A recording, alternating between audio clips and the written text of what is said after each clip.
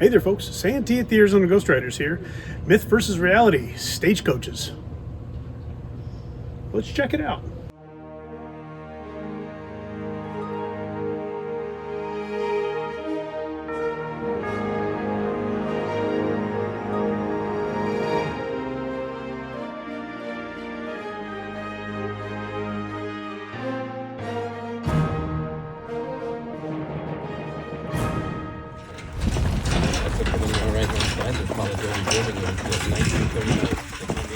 Stagecoaches paint an amazing picture of travel in the Old West. Hollywood has trained us to believe some things about them that are not so true.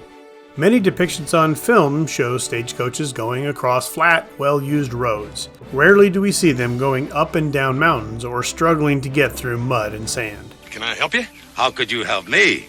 I ain't stuck in the mud. First off, we have to dispel the myth that they all looked like this. This is a 19th century Concord stagecoach. It was elegant and very recognizable.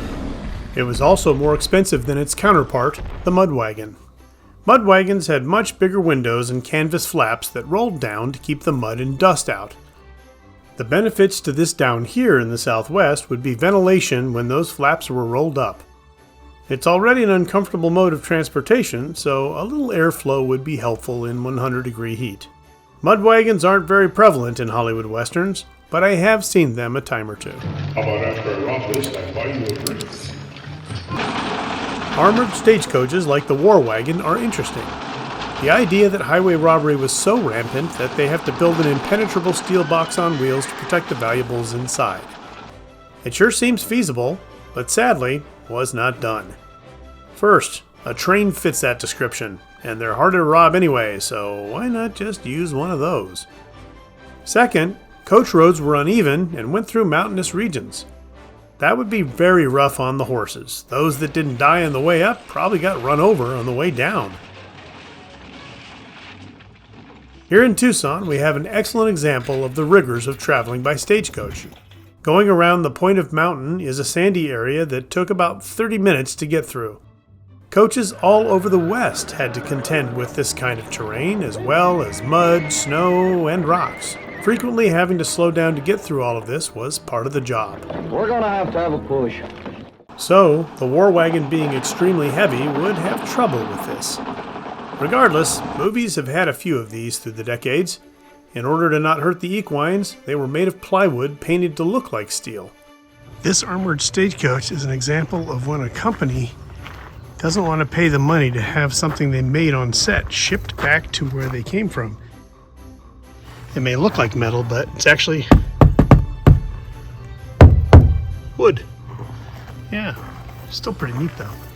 Now, I was in this movie, but I wasn't in this scene. Sure wish I was. Like most movie props and sets, it was not meant to be left out into the elements for years, so you can see the weather has taken a toll on it. Apparently, John Wayne's War Wagon was in similar shape in the 1990s. Not sure where it is today, or if it's even still around. The cool thing is there are companies still making stagecoaches today. Both mud wagons and copies of Concords are available. The ones we use at work are built to take a beating and shuttle people to the outskirts of the property on a daily basis. Nothing quite like the smile on a kid's face when they ride in one. Sometimes this old rapscallion hops aboard to ride shotgun. Guess I'm still a kid at heart. Well, folks, that's it for another episode. Thanks for watching. As always, please like, share, and subscribe. And we'll see you on down the trail.